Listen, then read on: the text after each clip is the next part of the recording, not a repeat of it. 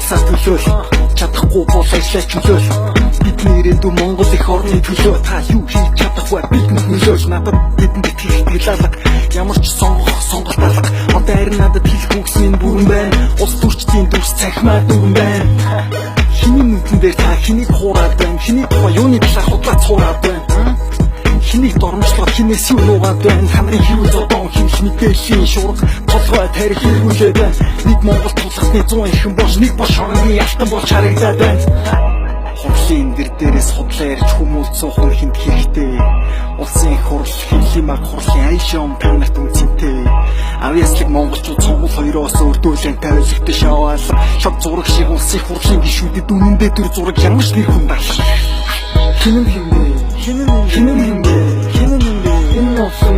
төрчдөөс хинэн яг жинхэнэ их оронч хүн бэ хинэн хэлээд хинэн миний хийх тавилгач миний ерөнхий сайд авилгач миний улсын хурлын гишүүд бүгд авилгач бүгд мэдсээрэж яач чаддгүй яасан доороо хүлцэнгүй ард түмбэ яасан сэрж өгдөггүй Чингисийн Монгол бэ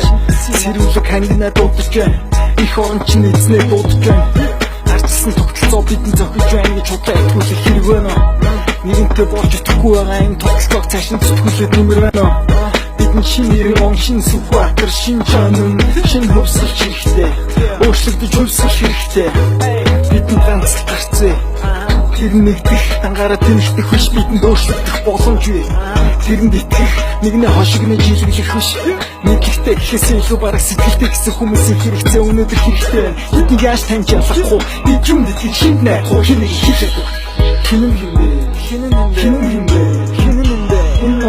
улс төрчдөөс хинэн яг жинхэнэ их оронч хүн бэ яг 76 сая юу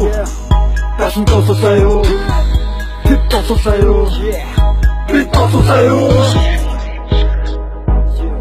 игэл ардын дундаас хэнийг үзэл бодлоо чөлөөтэй илэрхийлж ирэхэд гэлээ энэ зөвхөн миний харах үнцэг хэлэх үгс энэ миний өөрийн инфлюенс юм яаж мэдв юм болох